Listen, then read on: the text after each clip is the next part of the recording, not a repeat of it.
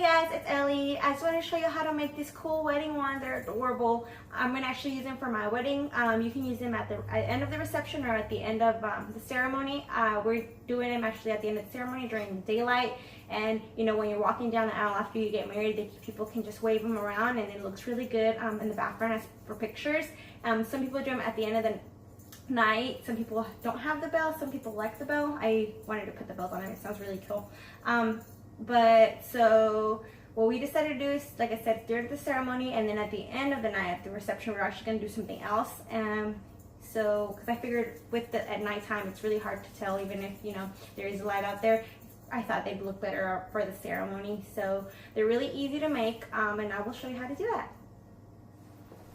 So you'll need a glue gun. Don't forget your glue.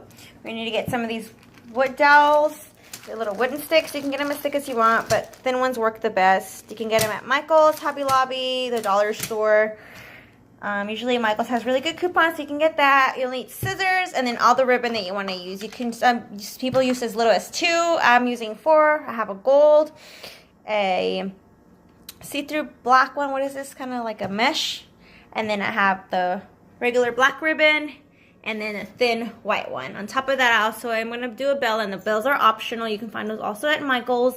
And then what we're doing is just adding a little bit of ribbon here, so that way we can just tie it around the wood stick.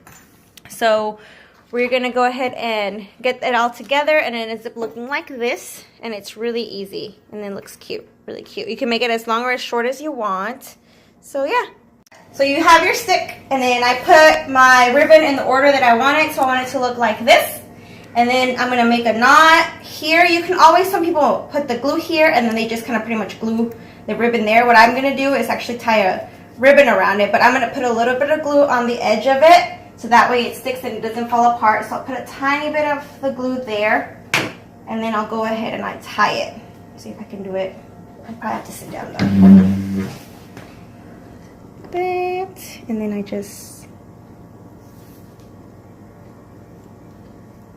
tie it. I can tie it, right? Okay. And then I just come up and then I just pull.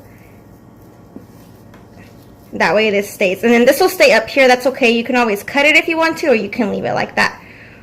Once that's done, then you can add your little bell, and your bell, you can, to make it easier for you, you can either just go ahead and glue it with the hot glue gun like that, but a lot of times the little ball gets glued onto it and it won't ring. So I always put a little ribbon on there, and then what you'll do, you'll just pretty much just put hot glue right here on the edge of it, and then just tie it with a knot like that.